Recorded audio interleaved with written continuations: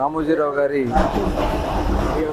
మరి సంస్మరణ సభని ఆంధ్రప్రదేశ్ రాష్ట్ర ప్రభుత్వం మరి ఇక్కడ విజయవాడలో ఆయన యొక్క సంస్మరణ సభని పెనమలూరు కాన్స్టిట్యున్సీలో ఏర్పాటు చేయడం జరుగుతుంది.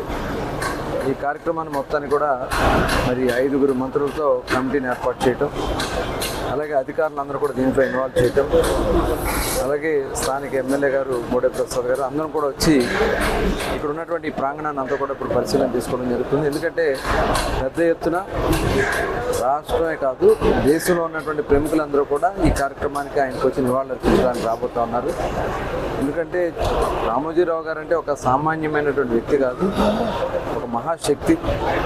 ఆయన మరి పత్రికా రంగం ద్వారా అనేక మందిని చైతన్యపరిచారు. మరి మేము కూడా విద్యార్థి దశ నుంచి కూడా ప్రతిరోజు ఈనాడు పేపర్ని ప్రతిరోజు చదివితే కానీ అది ఫాలోఅప్ చేసుకునే పరిస్థితి ఉండదు. అది చాలా ఉపయోగపడుతుంది. అది ఈనాడులో అన్ని రకాలుగా యువతకు కావాల్సినవి, అలాగే ప్రస్తుత రాజకీయ పరిస్థితులు, ఇవన్నీ కూడా చాలా రకాలుగా మరి పత్రిక వల్ల చాలామంది చైతన్యం పొందారు. అలాగే మరి రామోజీ ఫిలిం సిటీ ఇవాళ భారతదేశానికి ఒక ఆణిముత్యం లాంటి మణిహారాన్ని ఆయన నిర్మాణం చేశారు.